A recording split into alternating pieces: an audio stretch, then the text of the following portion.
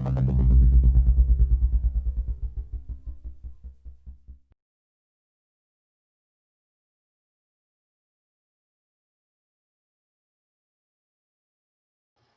afternoon, everyone. My name is Dana White, and today I welcome you to the third class in Writing Myth, Bridging Mimesis, Neurology, and Aesthetics by Dr. Dennis Slattery. We did plan another little pause, if you will, before the actual lecture today begins, and I'm going to let Dennis describe himself what that is. It has to do with the writing exercise. Dennis, you want to unmute, and he'll talk to us about it. Thank you. No. Thank you, Dana and Will, and again, thank you, panelists. You're really troopers, staying with me, and the participants, and the participants too. Thank you all for being here. This is very exciting for me to try out some ideas with you. And what the haunting background always is how is our myth made, and how does our myth make us? That's kind of the ground floor of all of these.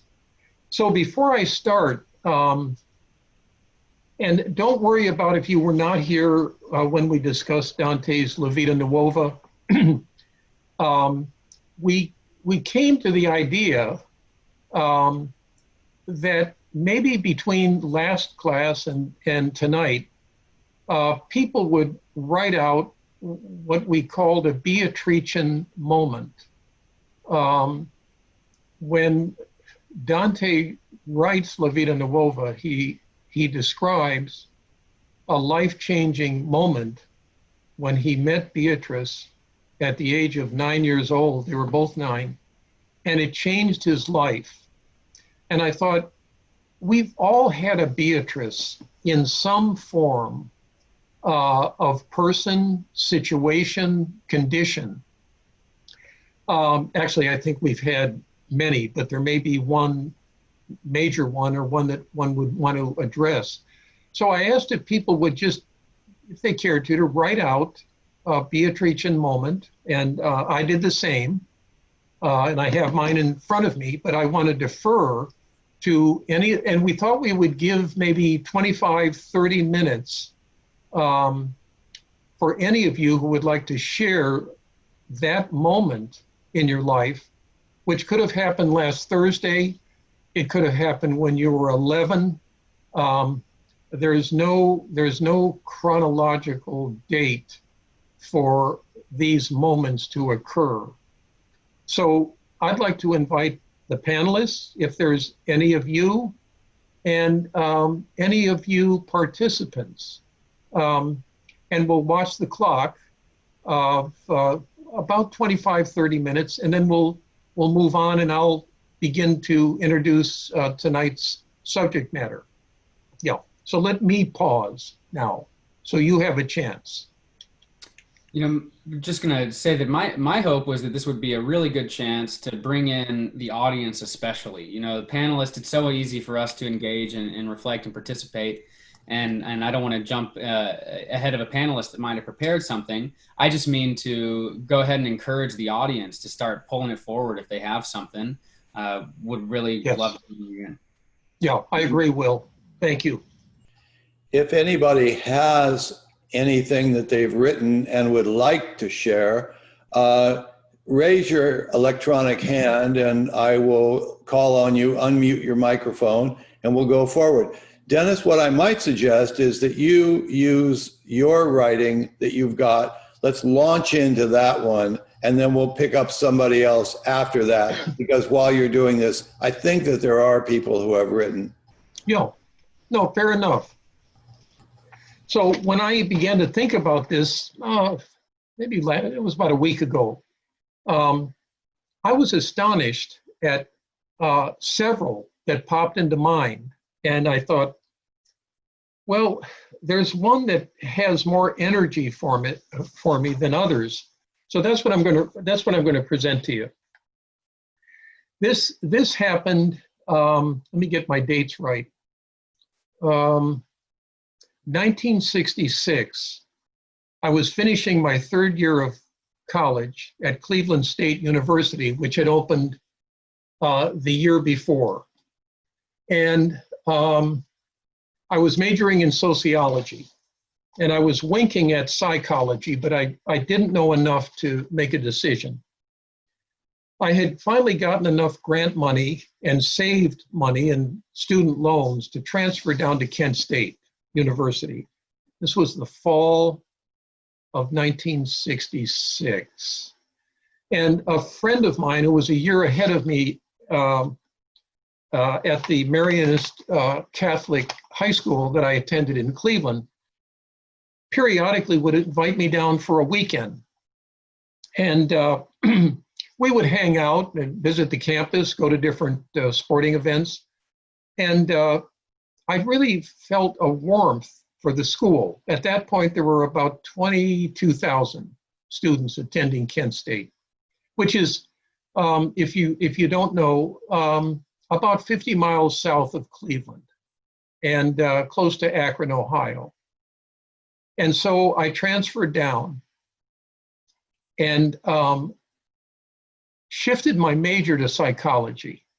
But I didn't know Carl Jung. I didn't know Sigmund Freud. And what Kent had was experimental psychology.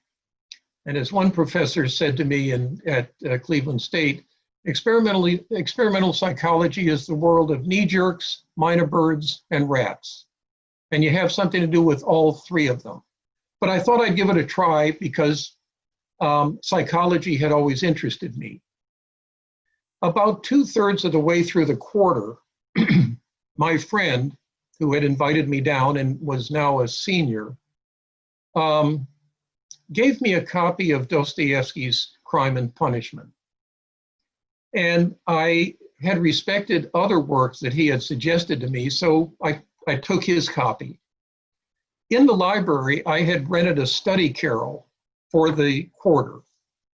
And it was my little Tahiti, a little quiet, serene spot amidst all the turmoil of classes and social life and actually being away from home for the first time in my life. So I started to read it. I remember it was a Monday morning, and I stopped going to class for the entire week. And all I did was visit the study carrel and read Crime and Punishment. When I finished it, I realized that there was more psychology in one page of that novel than in the two psych courses that I was taking. So I left the study carrel and walked up to the registrar's office and shifted my major to literature. And that was 55 years ago. I was 21 at the time, and I've never regretted it. So it was that novel, and I wound up writing my dissertation on Dostoevsky and one of his other of the 5 great novels that he wrote from 1867 to 1881. He finished The Brothers Karamazov about 2 months before he died of lung cancer. He was a chain smoker his whole life. So that was my Beatricean moment. And I found it interesting that the writer that shifted me into the poetic world of the poet was the one that I wrote my dissertation on, and it became my first book.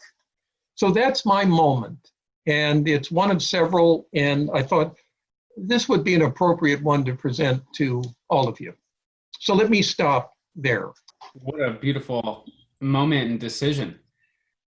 I mean, that recognition that there's more psychology in a couple pages of literature than in the psychology textbooks. You know, I wish I would have realized what I didn't realize till after I finished my philosophy degree, that there's as much philosophy in the metaphors of these myths as has ever been in these philosophical pages. It took me finishing my original plan before I came to that.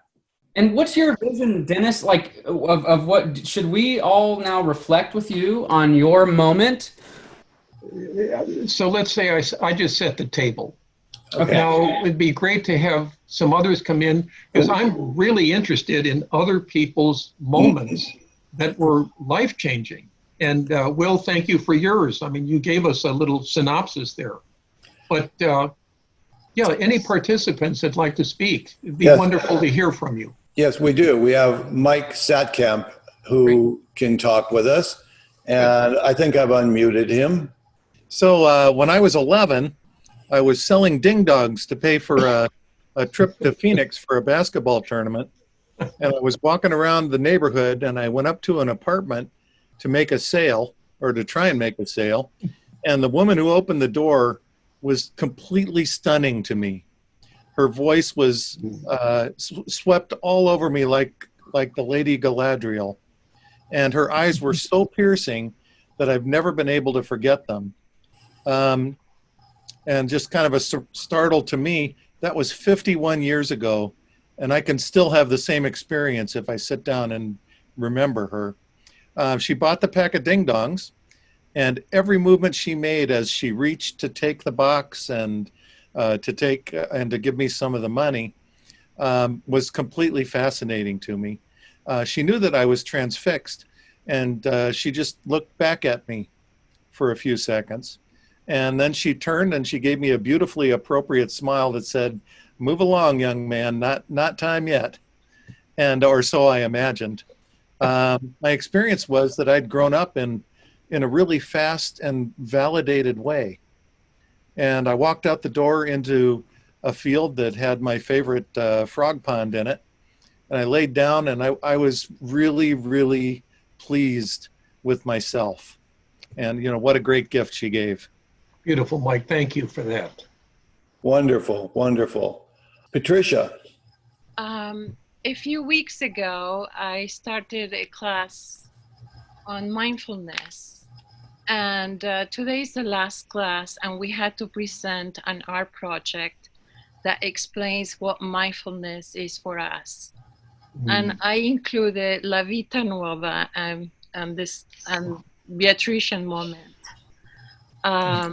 Since I've been meditating for a few years, but this class opened my eyes. It was such a life-changing moment.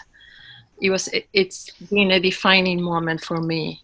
And I can see how it affected there was this paradigm shift about my perspective of life, how I treat every moment, how I treat every person, the dynamics with people, even the negative experiences with people, and even the suffering, how I can intellectualize that suffering is a choice, but with mindfulness, I can feel it, that is a choice.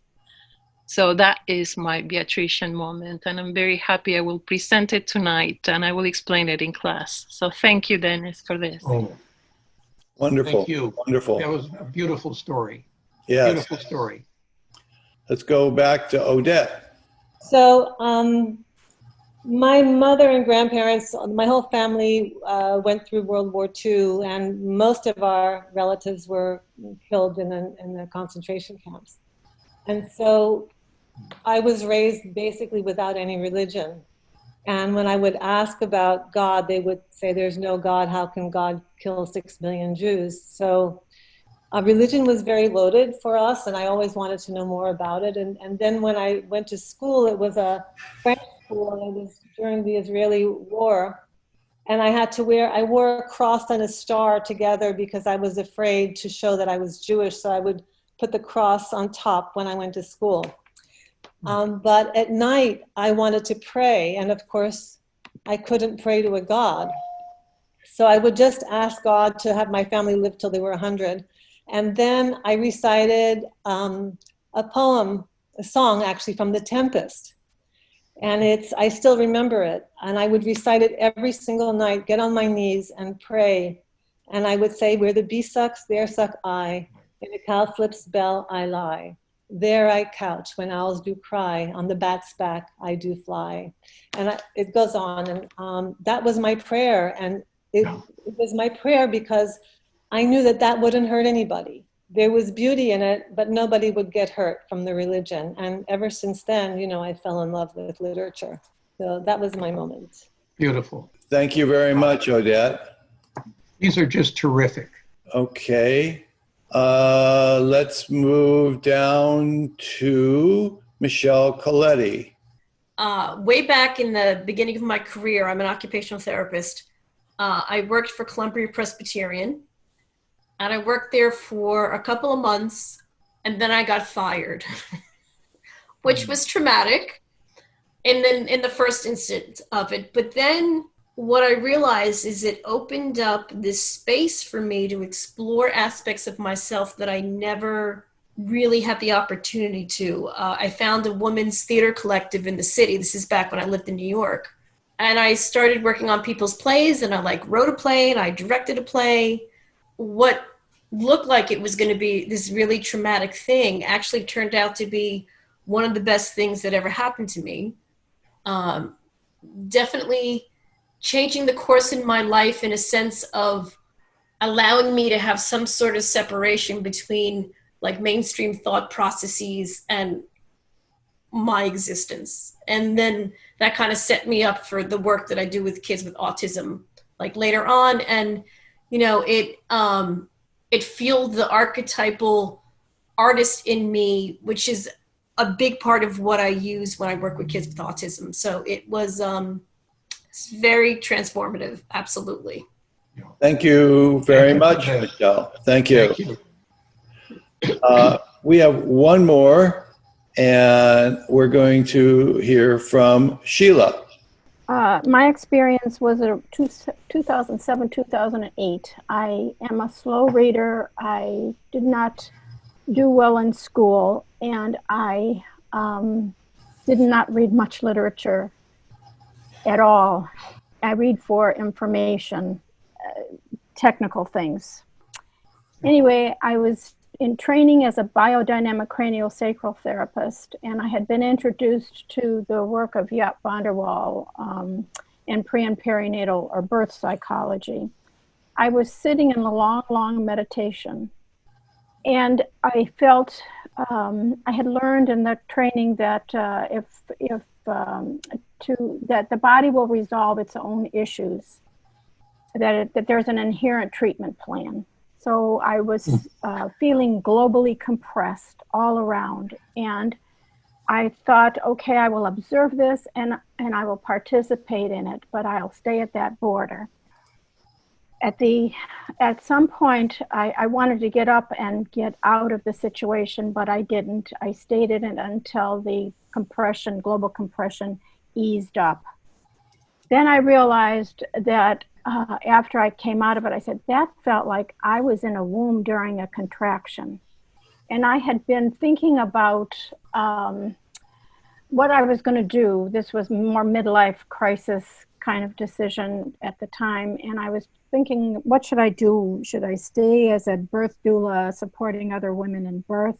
And I said, no, I am supposed to give birth to myself in the second half of my life.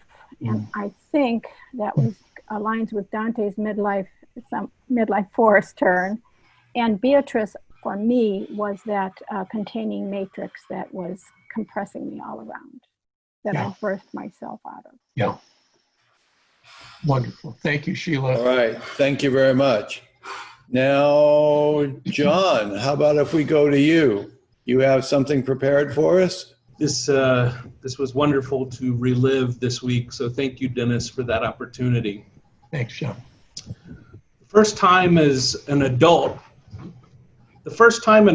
who wasn't legally obligated to do so made me feel special in a public place was at Movies and Sounds video store.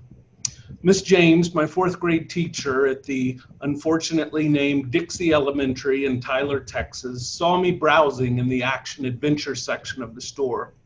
She walked over and said hello. I proudly introduced her to my parents and stood in awe of the revelation that teachers existed outside their classrooms. Miss James had changed my life and given me my Beatrician moment a few weeks earlier. Before I moved to Tyler from Denison, Texas, I was known for exactly 3 things at my former school. I'd once perfectly traced a picture of Babe Ruth.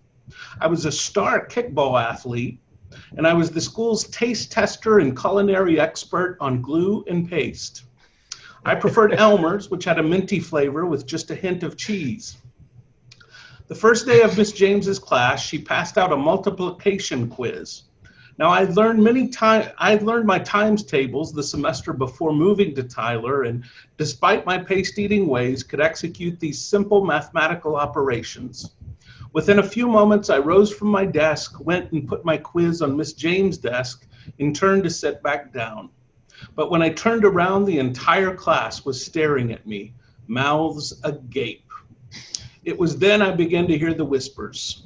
He must be some sort of genius. From that day forward in Miss James' class, I was known as the smart kid, and it changed my life. I went home and began to read and study, and I became the student they all believed I was. That event in Miss James' class gave me the confidence to explore what might just be possible out in the rest of the world. I read about Arthurian legends and the Knights of the Round Table. I was inspired by the stories of people who had left my small town to embark on a hero's journey and would later come to deeply admire people like Sandy Duncan, Earl Campbell, and Jerry Mumphrey. People who had spun themselves dizzy on the merry-go-round at my local park, just like I had, and went on to accomplish great things. Maybe, just maybe, I could be like them one day. Yeah. Thank you, John. It's beautiful. Wow. Will, I understand that you have something that you are interested in sharing. Less so after John's beautiful story. But I will. Mine was a more painful birth, and I, thought I'd go ahead and bring it up since Dennis mentioned Dostoevsky is very relevant to this for me. This was the night before my first seizure. So I had been wrestling with philosophy. I was introduced to Camus as a senior in high school. And then my high school philosophy teacher was fired. And he was a great teacher. He was fired for things that nobody would ever dream of firing someone for in 2020. But I was without a guide all of a sudden, with Camus' sense of despair and uncertainty, and about purpose, and Descartes' sense of complete uncertainty. So I knew I didn't know, thank you Descartes, and probably never could. And I knew that if I didn't know purpose, then I couldn't make any motion or gesture that made any sense at all. So I was totally trapped, and got to a place where, couldn't shave, couldn't talk myself into changing clothes. I had no reason to do anything, and I couldn't make myself do anything without a reason. And then this went on for months and months until, and I kept trying to say, well, what's the one truth? What's the stone that will stand on the damn mountain? What stone won't roll back down? There's got to be one.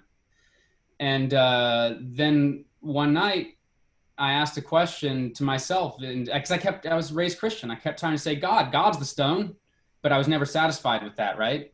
So finally, this question popped into my head. Well, what's God's purpose? And then all of a sudden, a memory of my mother replacing the word God with the word love in a proverb that she was reading her mother on her deathbed. And instantly it clicked. Love makes sense as God's purpose. And the second I had that thought, I saw in my head the mountain erupt into a volcano. And the image of the singular truth was destroyed. And instead, the image of the singular truth became an ever circulating center is circumference, as top is bottom, is flow. Everything gets its chance in the center. Everything gets its chance at the top. And this completely changed my whole thinking. Literally, I started having seizures the next day that I would go through for a long time. And I came to decide that love is the ultimate purpose, that I'm going to live by. And that the secondary purpose is to figure out what the hell that means and how to do it. And not to say that I haven't had times that I've wavered, or times that I've doubted, or times that I've, lost touch with that. But generally, that's ever since that day, my life completely changed. And that's been, the foundation of who I am and what I mean to be ever since. And every time I renew myself, it tends to be around that commitment. Yeah. Thank you, Will. Beautiful story. All right. Dennis, are you ready to launch into your talk for the day? Yes, thank you, Dana, very much. Thank you all, panelists, participants, for sharing those wondrous narratives. And I think you'll discover in the presentation that I make tonight, which may in fact spill over into class 4, but I'm not worried about that. What I'm always interested in is all of you who are listening to engage this experiment that I'm going to read to you. And as far as I'm concerned, everything that I write is experimental. Is it finally ultimately true? I don't know, and I'm not sure I care anymore. But if it engages each of you somewhere, then it's served its purpose. And I just found it very interesting in rereading this over the last couple of days. I just kept writing more notes in the margins. So it shows me that, what we write may be fixed on a page, but it's still fluid. It's still organic, and it's still growing, and it's still wanting to become itself, if I could say it to you that way. So as you listen, see where it engages you. And if I can say this before I start, my hope is that I can email to Dana a second brief writing piece. I'm thinking about you writing for 15 or 20 minutes. That's it, off of tonight's presentation. And after listening to you tonight, I really want to keep that part of this series of classes going. So. Me too. Yeah, because it mixes it up, and it still keeps us within that narrative mode that is the essential piece of all of these. So I'm going to read you a summary of what this essay is exploring, and then I'll launch into it. But I think an overview will help all of you to, this is the overview is the map. And then what I read specifically is the journey. So here's the map. And I title it Mimesis, Neurology, and the Aesthetics of Presence. And this is my assertion. The psyche is fundamentally mimetic, metaphoric, and meaning directed. From Aristotle's Poetics, in which mimesis is defined, to the discoveries of neuroscience today, with its exploration of, quote, mirror neurons, the imagination's impulse is to create analogies of experience. And that's the nub of what I'm going to present. That the imagination's fundamental impulse is to create analogies of our experiences. Poetry especially reveals that events in our lives are given an order and even a coherence in language to create representations of that event in an aesthetic form.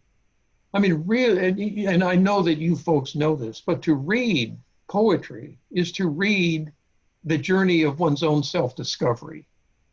Psycho-poetics may be a useful term to designate how the psyche makes meaning of an event by offering a narrative, which I call also an extended metaphor, to reveal the inner sleeve of the event through an energy transfer from it to a form of, quote, affective presence. And I'm stealing that term from Robert Armstrong's magnificent book.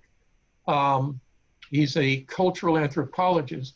I'm forgetting the main title, but the subtitle is Consciousness, Myth, and Affective Presence. Anyhow, using several of my own poems as illustrations, and I'm still learning to muster the courage to read my own poetry aloud, but I thought I'm going to risk 3 poems in the course of this presentation. So by using several of my own, 3, as illustrations, this exploration attempts to give language to the translation, and translation feels like the right word to use here, from a lived event to an aesthetically formed experience in poetic form. I think the stories that we have all just heard were aesthetically formed experiences in poetic form. Such a creative process of aesthetic expression can evoke feelings of compassion and of social justice. And that's where I'll end, on the qualities of compassion, and also remembering Odette's speaking to us just a few moments ago, the place of social justice. So here we go. A deep affinity exists between poetic knowledge and psychological knowing. You see, when I made that transfer at Kent State out of experimental psychology, which I found deadly boring and disconnected from my own lived experience, into the world of poetry, then as a graduate student, I was given Memories, Dreams, Reflections by another friend, which pointed out to me how psyche and poetry really are intimate mates, married, where their fundamental, not object, but their fundamental focus is the soul itself. Such a relationship allows these two fields of experience and their expression to share a common ground. That shared base consists of analogy, metaphor, symbol, and what I'm calling mimetic similitude, as well as an aesthetic sense. Singly or combined, these elements comprising a knowing by indirection are what make possible an act of imagination, which I define here as a presencing of something into form. So I think the energy impulse, as I've said already, but I'm just kind of repeating it just to italicize it a bit, is that an act of imagination is the act of presencing something into form. If it stays formless, and that's what I was hearing a little bit in Will's narrative, then it's really hard to find what it signifies, find what its purpose is. Both psyche and poesis then have the capacity to discover relationships in an imagination that is analogical by design and creative in intention. So I'm suggesting that this capacity for relationship in the imagination is analogical by design and creative by or in intention. And I'll try to illustrate that, I think, with some examples as we move forward here a little bit. So I want to develop here the idea of psycho-poetics, wherein psyche is engaged in creating simulacra of its experiences, as if experiences, often with an aesthetic design through poetry to articulate in language, and setting aside just for a moment other creative forms that also participate in this, but it would be unwieldy. I couldn't deal with them all. So I'm going to stay with poetic form, is an appeal to others who seek to enter this same experience by analogy or by indirection. I'm reminded of Emily Dickinson's, the beginning of her poem, "Tell all the truth, but tell it slant. Success in circuit lies." So you come at it at an angle. You come at it obliquely. That's the movement of psyche. You come at it spiralically. It's not a straight line design.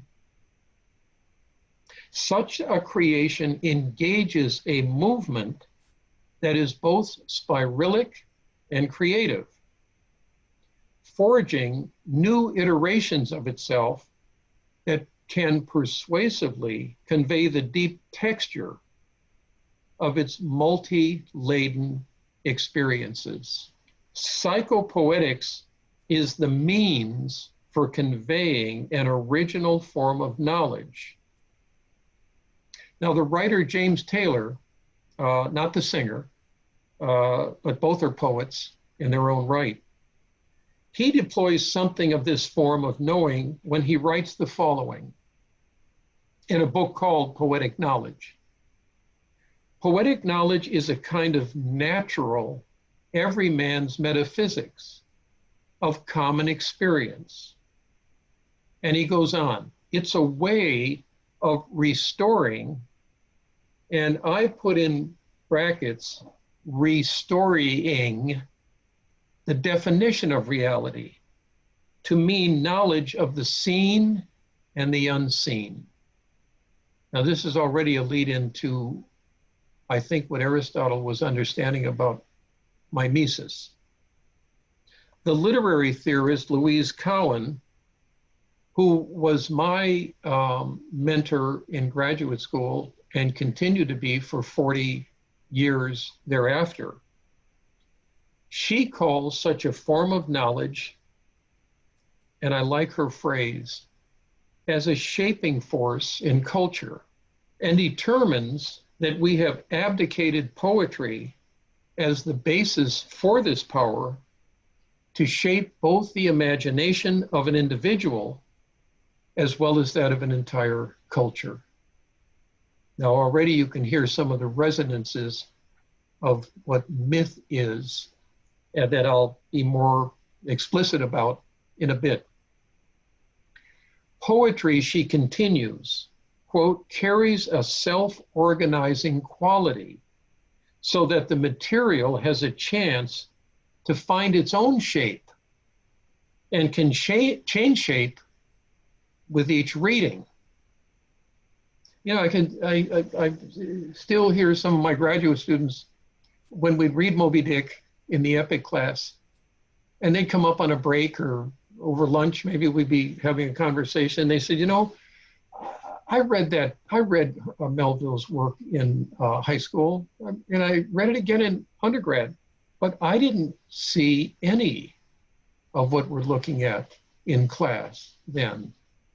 And of course, the same thing happened to me when I read it as an undergrad and then a grad, because my myth wasn't ready for parts of the epic. So it stretches to accommodate us through a lifetime, these classics of literature. Can we yield to this impulse in whatever matters to find itself?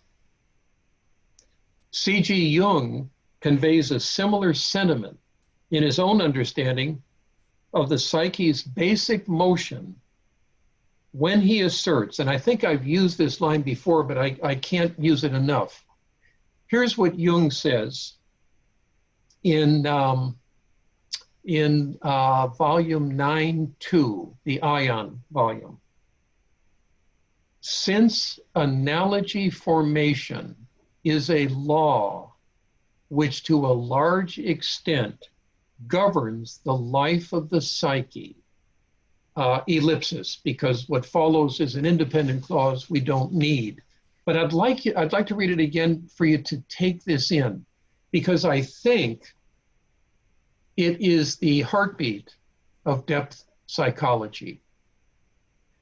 Since, he writes, analogy formation, the ability to create analogies, is a law which to a large extent governs the life of the psyche. And then he goes on, and for reference, that's paragraph 404 in volume 9-2, if you're interested. So I want to riff off of him for a moment. The motion or action of psyche, one could add, is towards imitation, a representation, and duplication. In another register, so to deepen the possibilities of an original event, person, object, or image. I think the psyche is always interested and attracted to deepening, going down further, spiraling down, as Dante does in the first 33 cantos of the Divine Comedy as he spirals down with Virgil. He goes into the deepening, deepest pockets and recesses of the human heart and the human soul. Now, because this can get abstract, too much so, a brief description of a concrete experience may serve to ground this speculation and reveal the fundamental analogical quality of psyche's poetic motion. For I suggest that psyche's fundamental ground is poesis, which the Greeks believe was simply a making or shaping of events into formed experiences. And then they can be shared. But if they don't have form, they can't be. And I'm going to read this, and then I'm going to stop. And I'm going to pause and see if there's any responses, any observations that you'd like to make. I think I'd rather do it that way than read for a lengthy period of time over what I find still pretty thick terrain. This experience assisted me in becoming conscious of my own lived experience. First, through the embodied action of a literary classic, wherein analogy formation surfaced to deepen a personal event. And, you know, I'd just share with you that I don't know what has drawn me back to Jung's volume, Psychology and Religion, West and East. Let me get the title right. On page 12, he writes this. And the first time through it, I simply missed it. But I want to share this with you. He writes, not only does psyche exist, it is existence itself. Page 12. Not only does psyche exist, it is existence itself. Now that's a marvelous and huge assertion, which he spends the rest of this 300 plus page volume developing. Okay, this experience assisted me in becoming conscious of my own lived experience, first through the embodied action of a literary classic, wherein analogy formation surfaced to deepen a personal event. I will engage the creation of 3 of my own poems to explore further this transfer of energy from events recollected to poetic responses to the event's invisible but no less palpable presences. Okay, so I titled this next section, From Experience to Poetic Expression. One evening, my wife and I sit on our front deck in the Texas Hill Country and enjoy a fire in our chimenea. It's late fall, I think I remember correctly. Stillness settles in the trees and on the road in front of our house. A softness pervades and actually envelops us. I look up from what I am reading, sense the changed atmosphere, and say out loud to Sandy, how beautiful this is. And in that same instant, I'm overcome by a recollection. And I mean it, it was instantaneous. It is a transformative scene, and many of you will remember it from Herman Melville's epic whale tale, Moby Dick, narrated by Ishmael, the young isolato, who has chosen to deflect impulses of suicide by signing on to a whaling vessel, the Pequod, as a crew member. This, he tells us in the first page of the epic, is going to be his substitute for pistol and ball. He's ready to blow his brains out. And he knows he has to get off of the land and onto the water if he's going to survive. And he comes back from a hearing Father Mapple's sermon, which essentially says, many are called, but few are chosen. As Ishmael sits comfortably with his newly acquired friend and primal brother, Queequeg, son of a chief, you remember, from the island of Cocovoco, which Ishmael tells us later, you'll never find on any map, true places never are. Together, they turn the pages of a book by the fire in Peter Coffin's inn, while the winter wind howls outside and ice thickens on the window with, and now I want to quote Ishmael, phantoms gathering around the casements and peering in upon us silent, solitary twain. The storm booming without in solemn swells. I, Ishmael, began to be sensible of strange feelings. And then Ishmael's epiphany settles over him.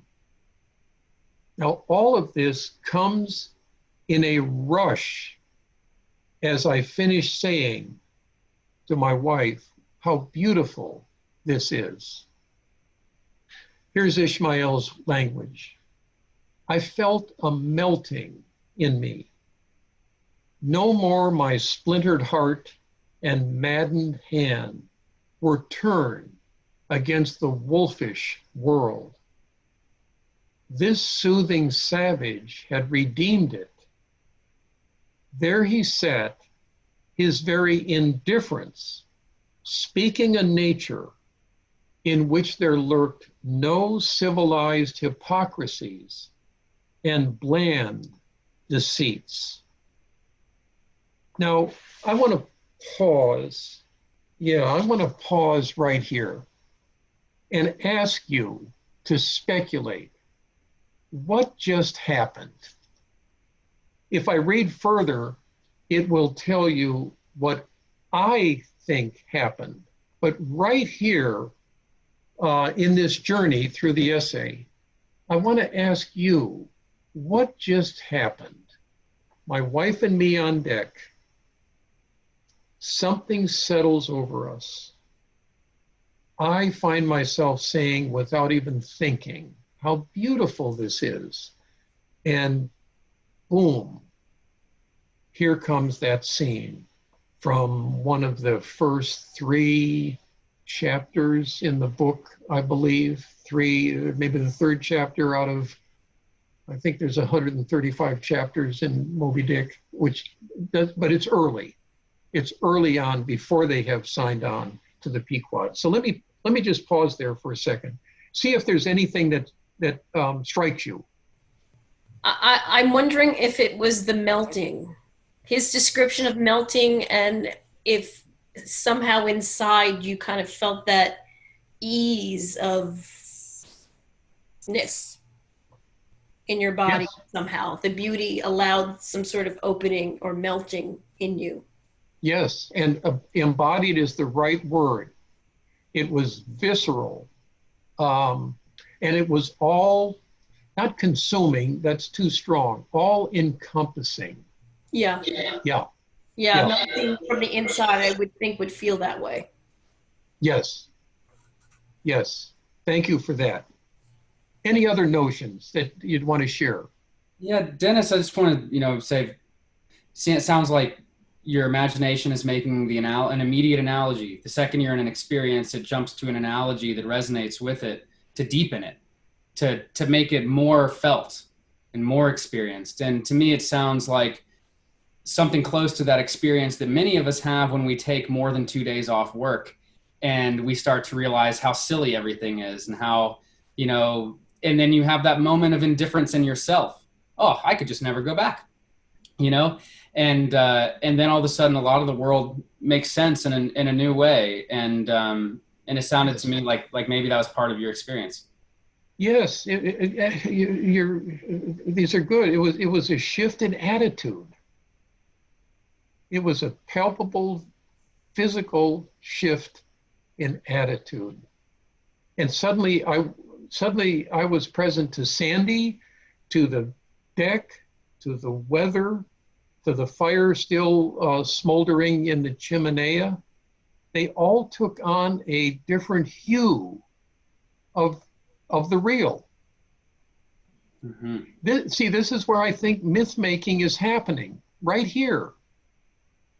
And it makes me think the absolute marriage between myth and memory. I'm at a place where I want to say, without memory, myths can't form. They need memory. And memory needs that imaginal consciousness to assist it. So they're of a piece.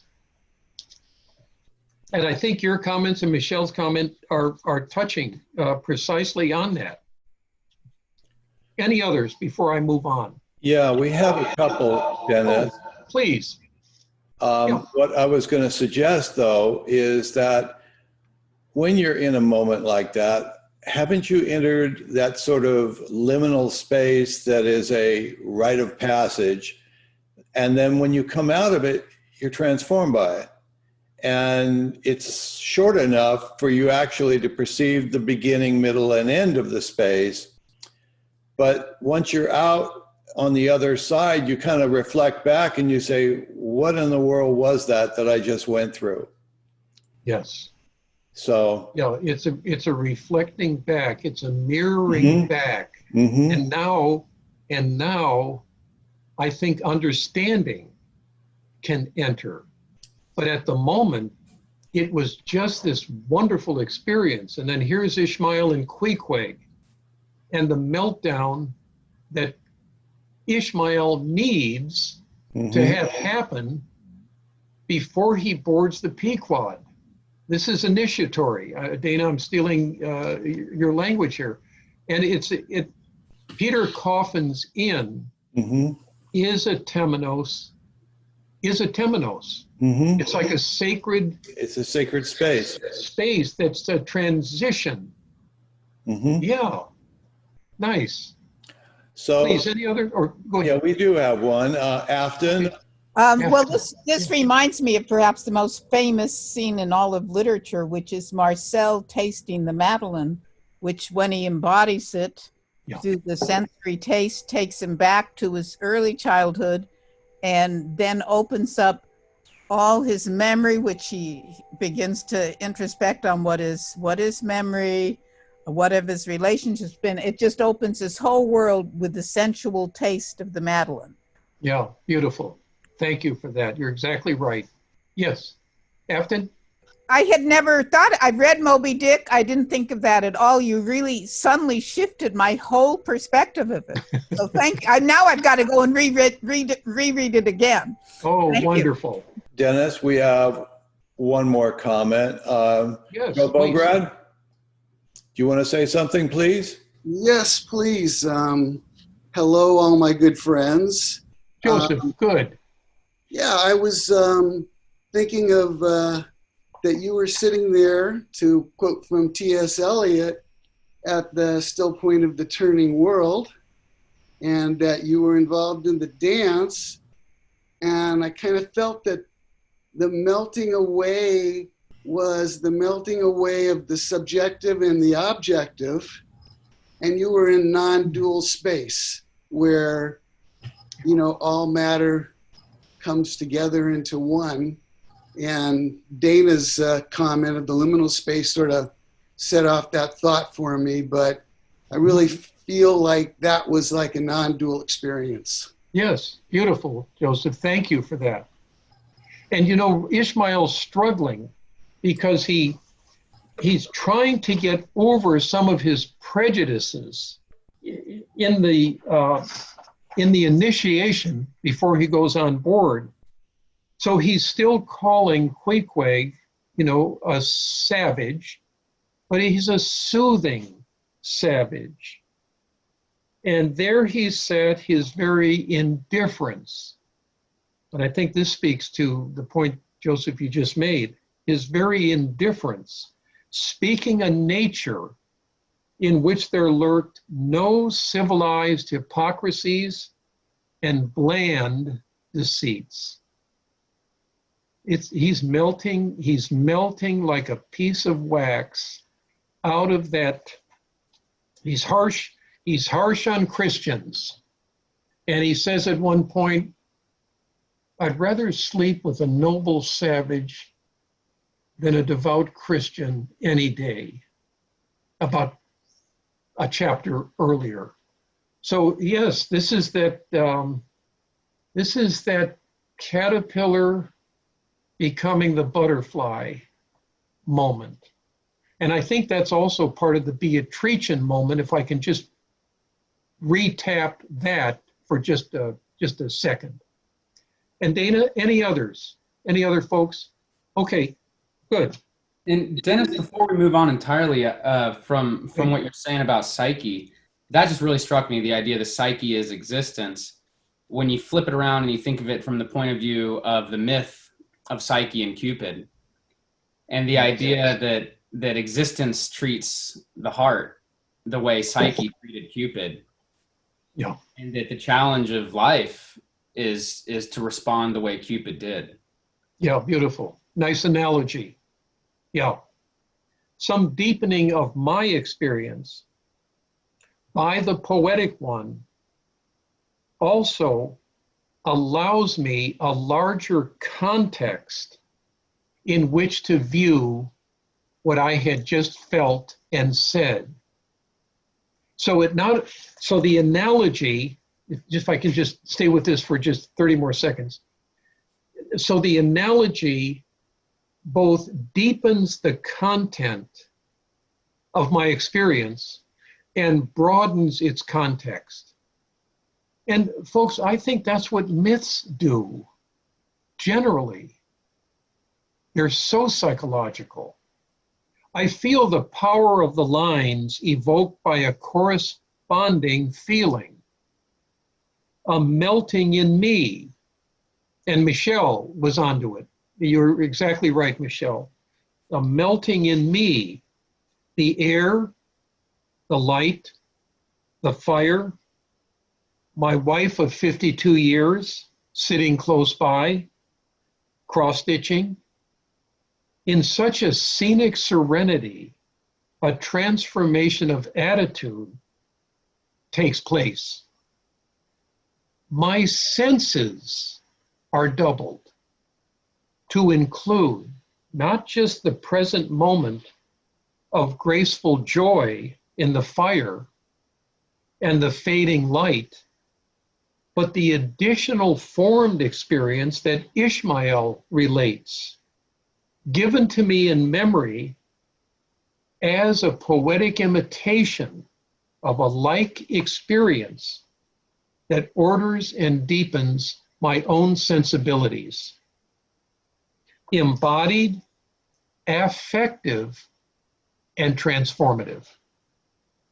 I feel deeply a congruence in me and with the larger world as a result of this interplay of two realities congealing. Quote, the power inherent in mimesis, mimesis's presence.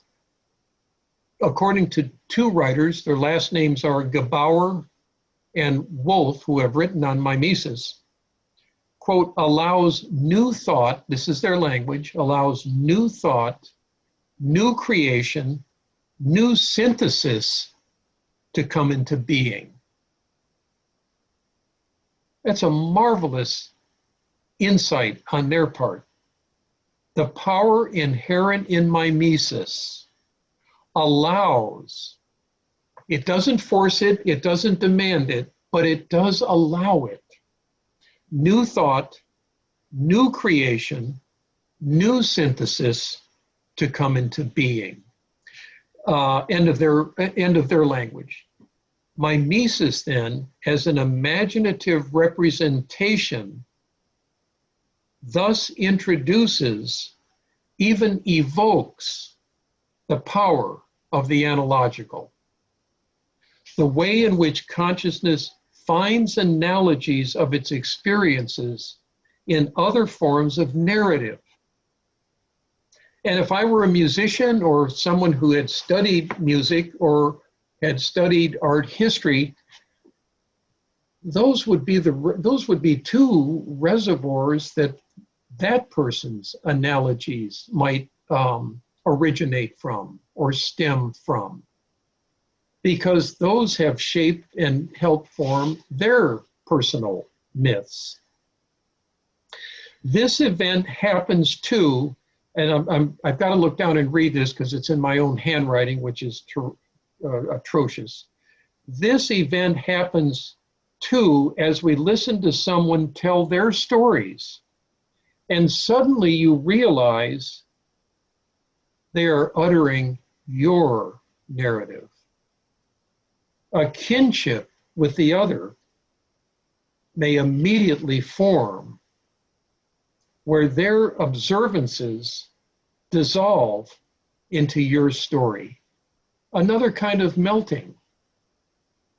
And you've had the experience, and as you listen to people have conversations, and maybe on a plane or they're sitting in, and they say, well, you know, I grew up in, Akron, Ohio, and they say, well, you know, I went to school, you know, at university. Right away, I mean, when you listen to conversations, you watch analogy forming to create community with somebody that's new. The poet James Joyce, in another context, referred to such an experience as a moment of aesthetic arrest, where for a brief interlude, it may be just an instant, life is held in suspension in the presence of beauty or of a power of energy that makes something present in perceptual and affective splendor. For a moment, time stops, and an intuitive apprehension beyond the confines of the ordinary is allowed presence through a powerful affect. See, it's feeling toned, and that brings the body into the equation. Ephemera and eternity coalesce for an imaginal instant. Joseph Campbell amplified this experience of aesthetic arrest earlier in the same volume on Joyce, Mythic Worlds, Modern Words, when he cited the work of John Weir Perry, who uses the term affect image. Here's what Perry says. Such an image immediately evokes in the observer equivalent sentiments and emotional impulses, which observation Campbell quickly equates with what he himself had defined earlier in his writing. Here's Campbell. An effective mythological symbol is an energy releasing and directing sign. Once again, an effective mythological symbol releases energy and signals direction. I'm paraphrasing him. And it signals a direction. Page 3.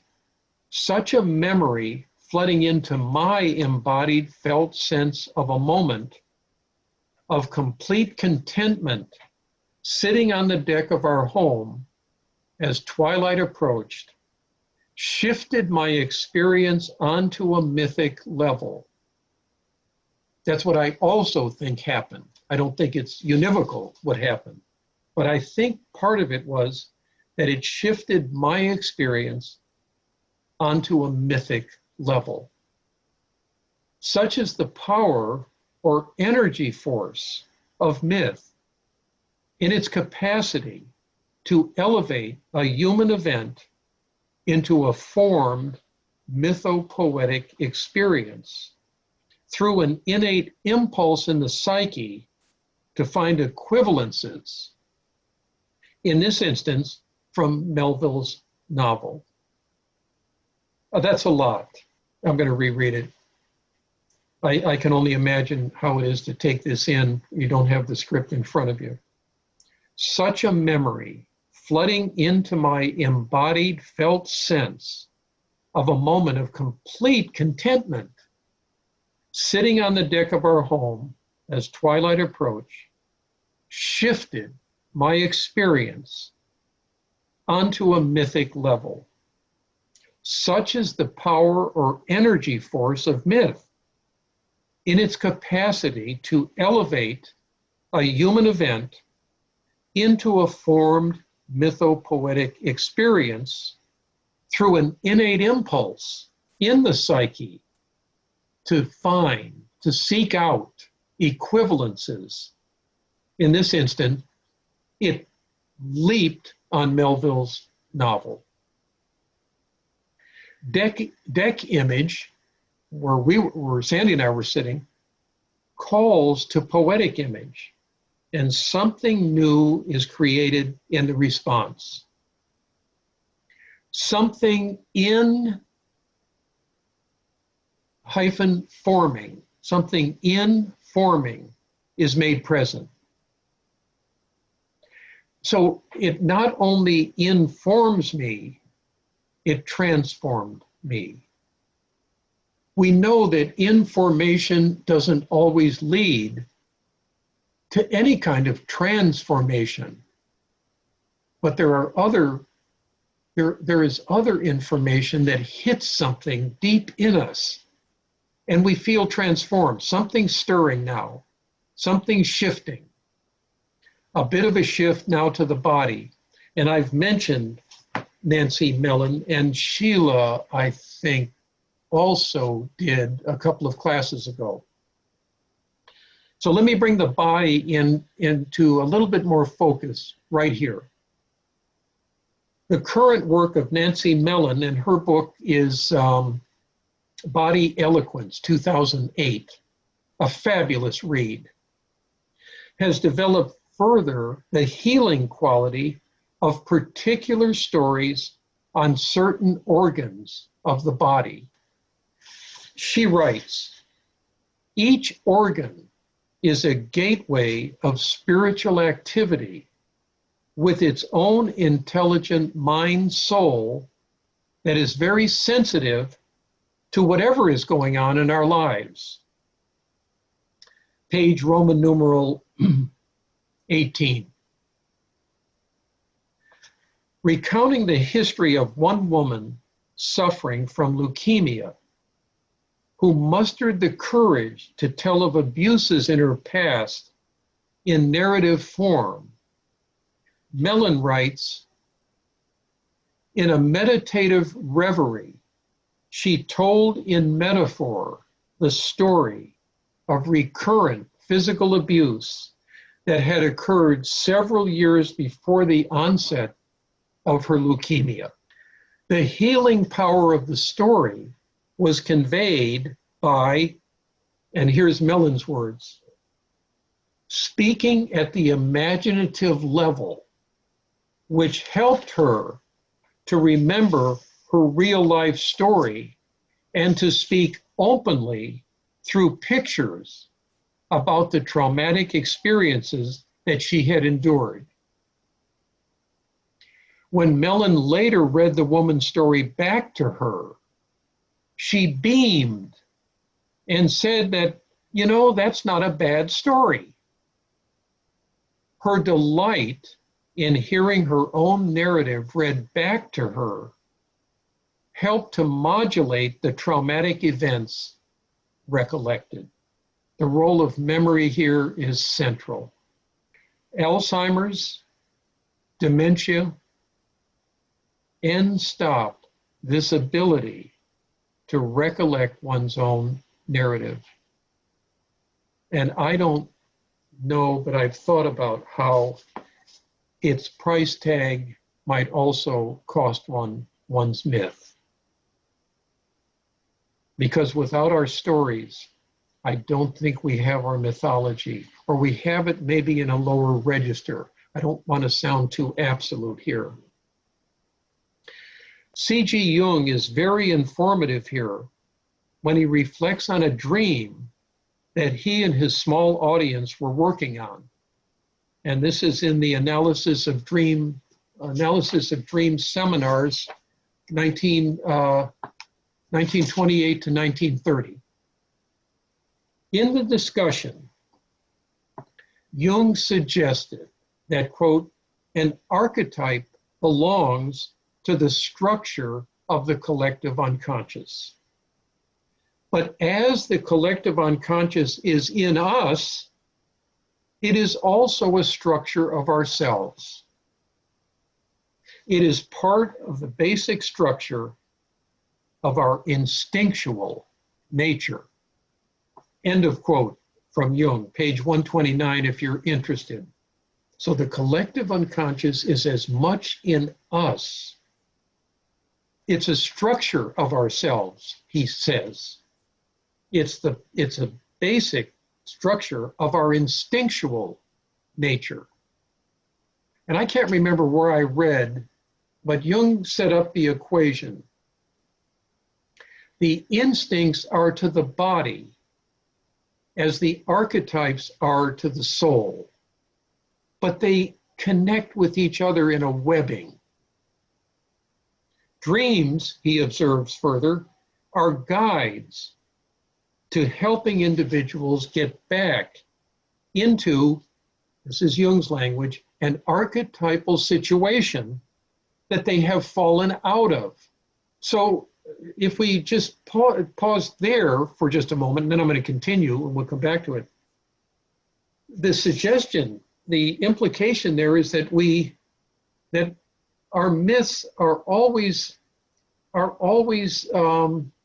settling us into, I don't have the language here, are directing us to particular archetypal situations.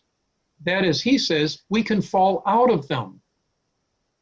And then we're archetypally homeless or orphaned. I think that's what happened to Ishmael, which is why he feels there's suicide and there's getting off the land. And so he starts to develop, and with Queequeg's guidance, like a Virgil, to reconstruct another archetypal situation. They have fallen out of that archetypal situation, I'm picking Jung back up, because they're in that archetypal situation, here's his language, you're in your right instinctive attitude. in which you must be when you want to lie on the Earth's surface, in your right atmosphere, with your right food, etc. I think that's to be mythically centered. That's how I'm thinking about it, and I'm going to welcome and invite and welcome in a moment your read on that.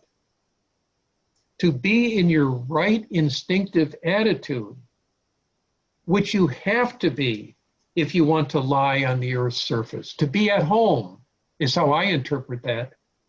In your right atmosphere, with your right food, your right friends, your right disposition. He follows this observation with a keen insight that is pertinent to my discussion of mimesis. And I'm going to present it to you and then stop. Jung observes, quote, the old priests and medicine men understood the importance of one's moving back into and reclaiming this natural attitude that the archetypal situation renders. He calls on the example of a man bitten by a snake and how he would be treated today under the medical model.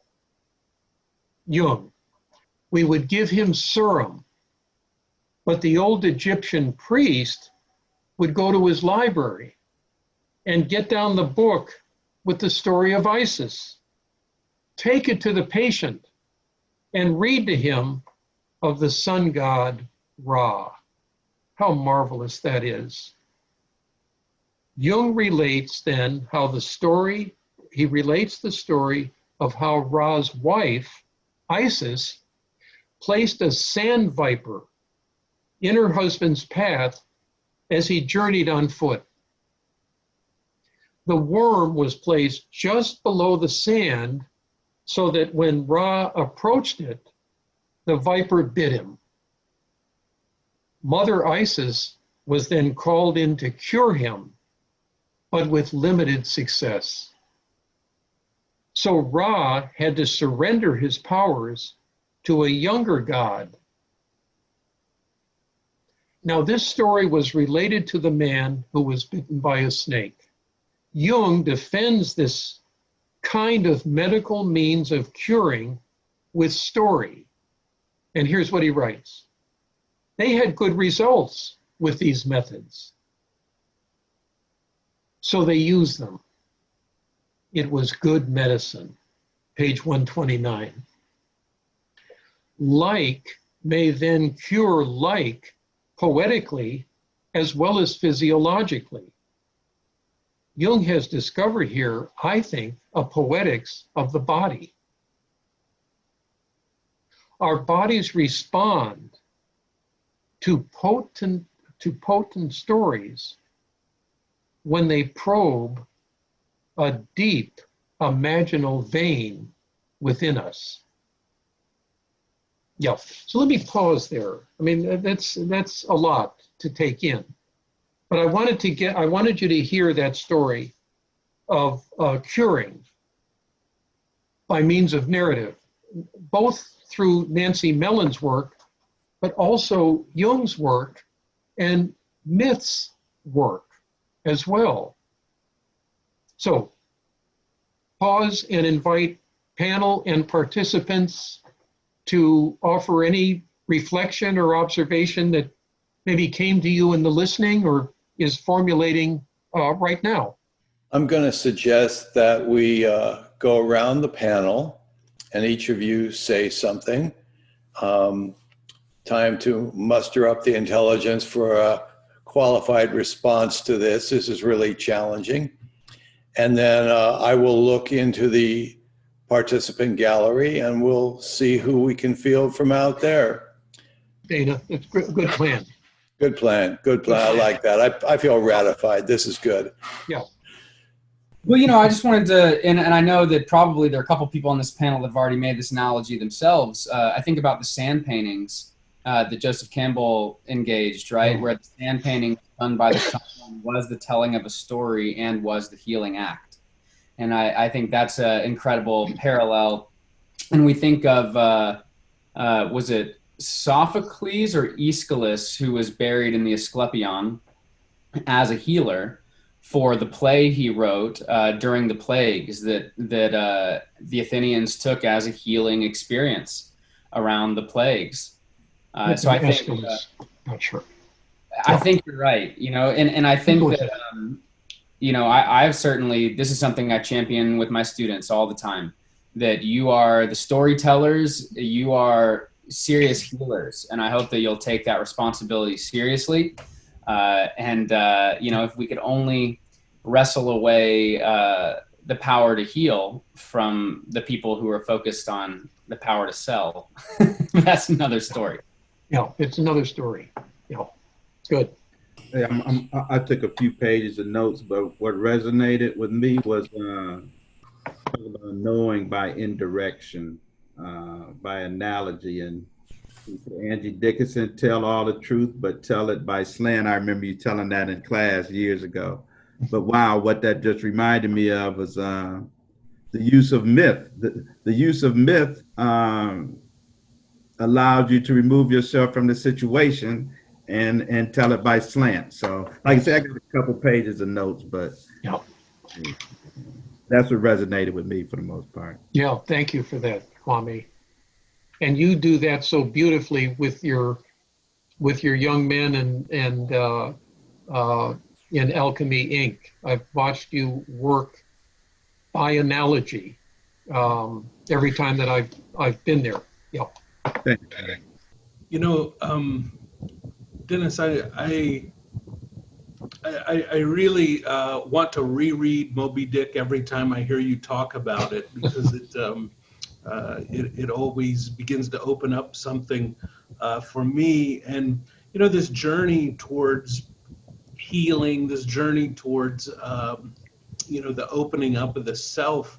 I'm reminded of something, and I won't be able to quote it directly, although you very well might, but in like the first paragraph of Moby Dick, it suggests, that Ishmael, that there was nothing for him on the dock side, that he stepped off, onto this journey in this boat because there was nothing there for him. And whether that was because of boredom or desperation, I'm just reminded how the desperation that we often feel as human beings, and even that I think many of us are feeling right now in this time of coronavirus and what's going on in the world, that desperation almost seems to be a part of the alchemy that is, it's a necessary ingredient in order to push us into this journey. And that's what kept, spinning through my mind as you were unpacking things. Yeah, thank you. And the analogy to the virus, I think is really appropriate. Well, Dennis, imagine that analogy is not really an analogy, but more of a description. And the land, the terrain, the port that we just left, we've lost, and it slipped into the sea, and we're searching for the next port. But we're out at sea, and there is no port in sight. And so as we're continuing on this journey, what we really have is this condition of uncertainty, of no resolution, where when you're out at sea, the horizon is infinite around you. You look everywhere you turn, you can't tell, and the only way you can navigate is through the angle of the sun coming up. The currents are not able to direct you. There's nothing out there that does it. And that's kind of where we are right now with this pandemic, because there is no clear course of action that is making itself known. And all of the experts that we have to rely upon are couching whatever they say in some sort of either political or medical agenda or something that is not conveying any kind of direction for us. And this is terribly frustrating for people because this, again, well, I'll go back to the word liminality. It is a kind of a liminal condition that we can't see the end of it. We don't know where we are. And maybe we can look back once we get out of it, but as long as we're in this space, it lacks resolution, it lacks clarity. And that's where, again, when they're chasing the white whale as if this is a course of direction that they're looking for, they don't find it until they throw their direction finders over the side of the ship. They cast the compass into the sea, and in a way, it takes the particular, which is the compass, and it binds it with the universal, which is the sea, and the two are married, and there is no longer any place to go because they're there. And I just, I'm struck by where we are today and realizing we do need a direction. We do need to find our way out of this. And the only thing we can do is give up looking for the direction and just submit to the journey. Yeah, well said. I'd like to actually jump on what you just said, Dana, because I said to somebody just the other day, I said, I can't wait till this is a story, where we're so stuck right in the middle of it that, but it will be a reference point for all of our lives from this point forward. And of course, as it becomes a reference point, it will take on its own, sort of place in our psychic development. So it's funny that you said that.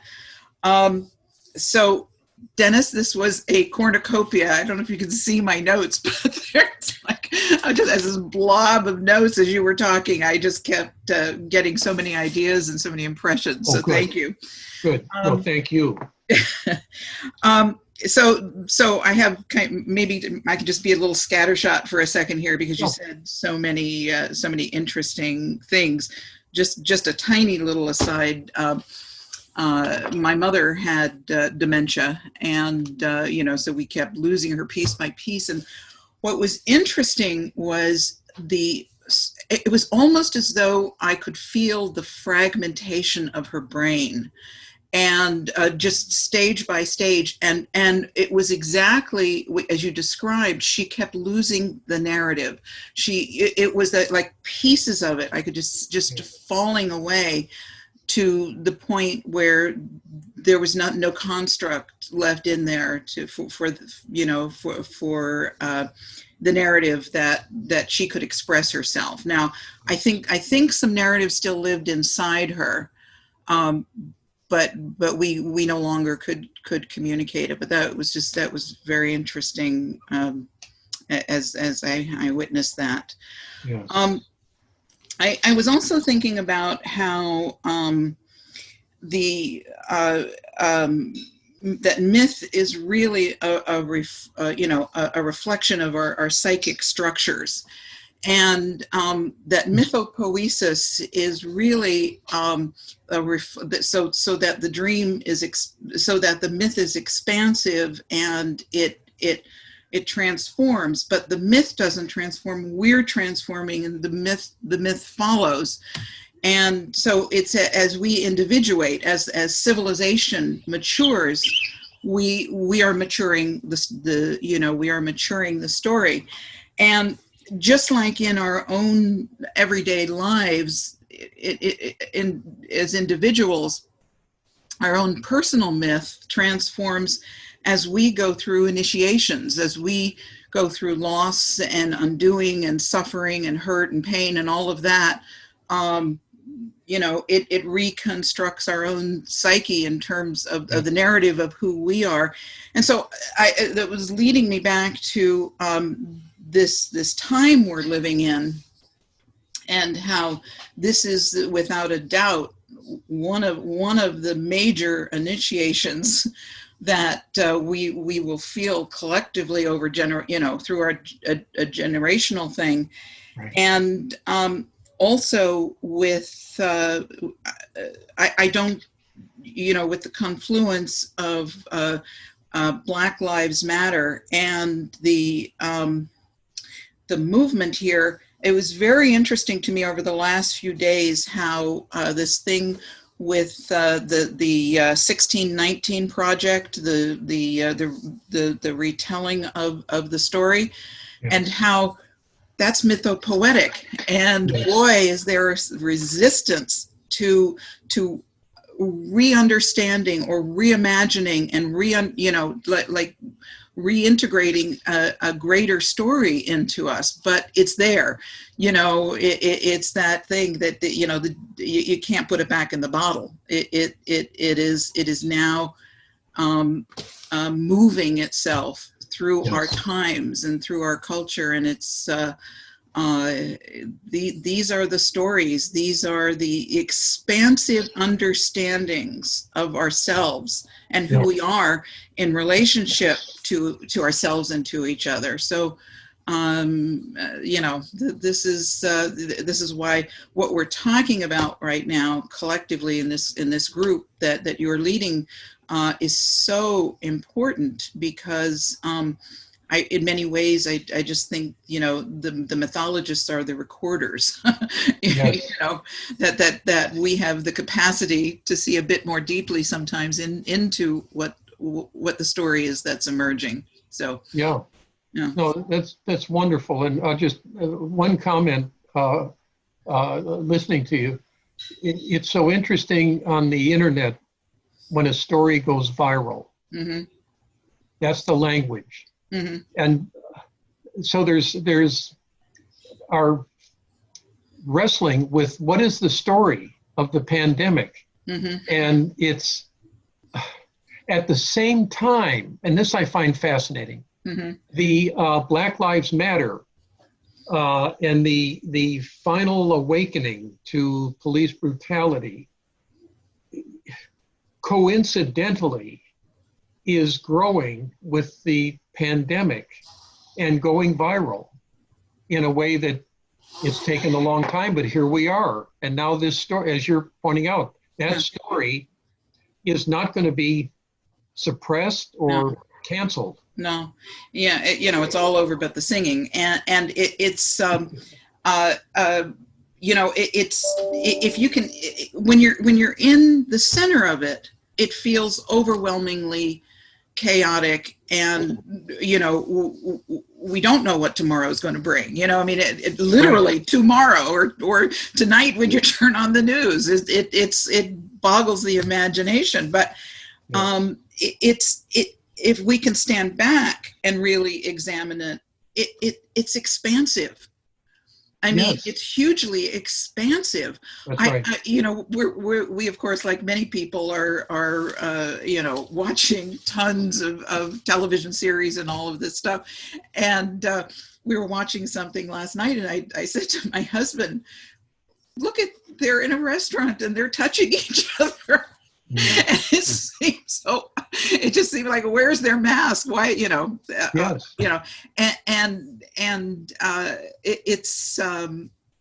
it's just there is a shift. There is a shift going on, and it's enormous.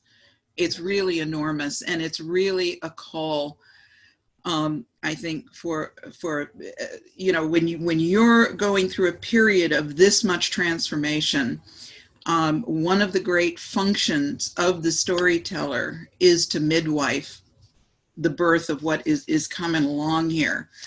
And this is why conscious, people who have some kind of conscious relationship to all of this need, your time is here. Step up. We need you. Yeah. Those are great, Dara. Thank you so much for all of those insights.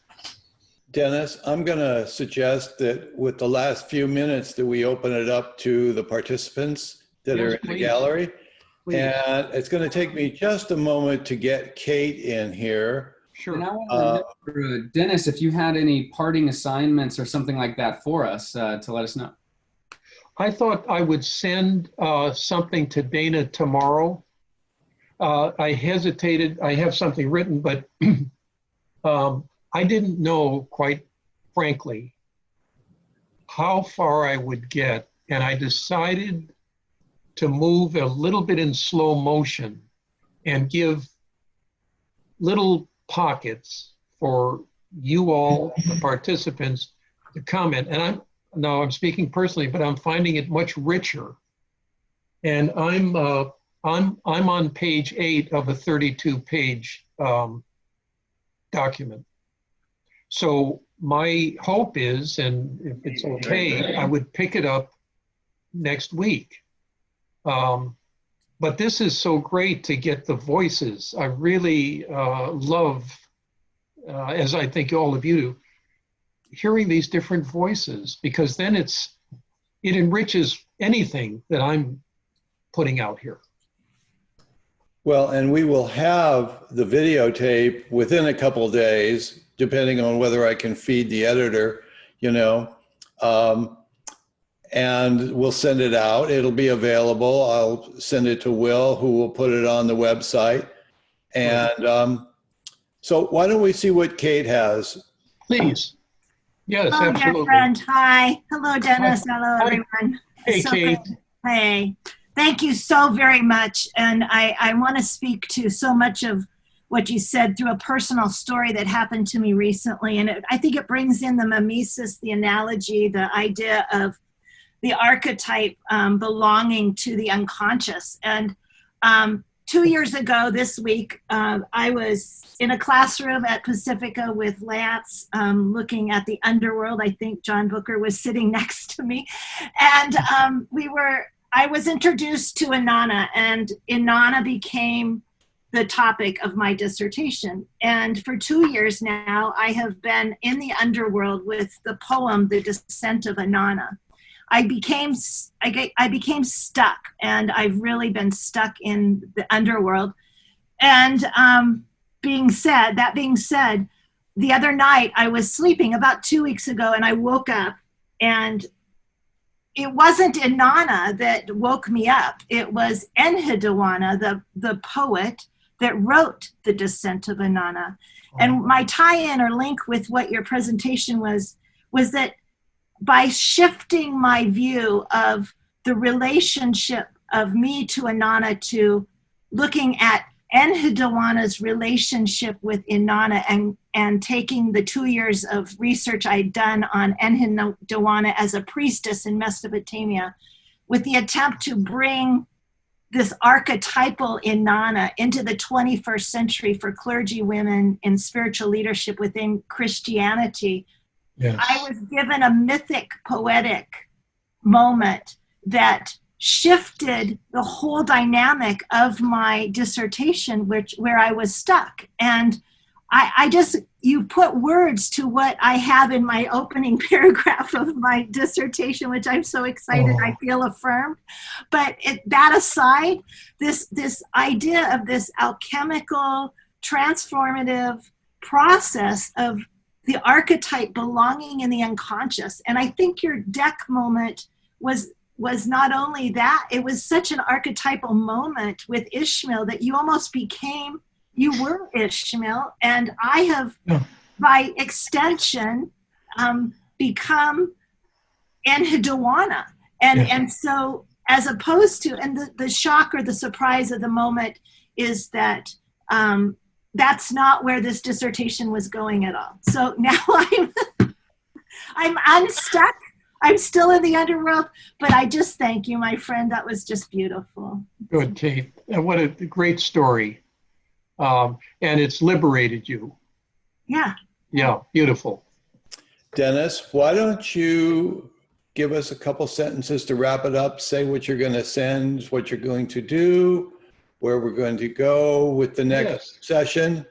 Yes. And yeah, I would really love, I mean, now that we've devoted the bulk of this evening to this idea, and if folks join us for the fourth class who weren't here, but it's going to be available, the third class, yeah, I'd really like to stay with this, because I think there's still enough meat here for us to chew on and extend this idea of the power of the narrative. And, you know, finding one's own narrative voice is also a part of this journey. And it's part of what Ishmael is, you know, there's two journeys. And I think we're all on them. It's the embodied journey that we experience every day, and then the reflective narrative journey in which we look back and say, well, what is this adding up to? So that's where I'd like to extend the conversation into class 4 and send you something tomorrow, Dana, off of what as far as I got to today. And so I'll keep it within the vessel of our progress tonight. Excellent. I also think that if people have comments or questions that they can formulate during the time between this session and the next session, which is 2 weeks from now, I think we can smooth out some of the transitions between some of this. And I appreciate everybody working with me on terms of how to talk and how to mute and all of that. I mean, this is a learning experience for all of us. And I just want to say that we came to these talks out of a sense that we are deeply involved in community. And community is what we have felt, for lack of a better word, lacking. And so as we've created community, what we've really tried to do is do something that provides a healing element for all of the individual and by extension, the people who are involved in their lives, and extend the community of myth and psychology and history and whatever it is that makes us all up to be who we are,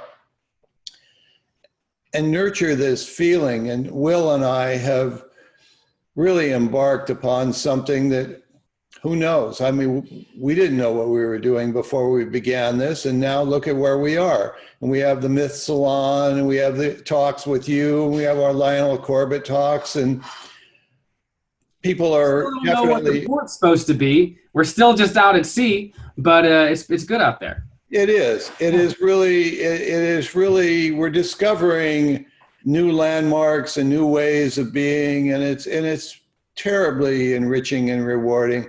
And personally, I thank everyone for their patience, because for those of you who were in my classes, I am somewhat of a wanderer. I'm peripatetic by nature, and Dara laughs, but that's who I am. And I just appreciate everybody's patience with what we're doing and the love that everybody has for our process of creating community. Yes. So, beautiful. With that in mind, I'd like to thank everyone for coming out today to hear the third talk in the Dennis Slattery Writing Myth talks. And we'll see you again in a couple of weeks. Thank you all. Thank you, Dana and Will and panel and all participants. Look forward to seeing and hearing you in 2 weeks.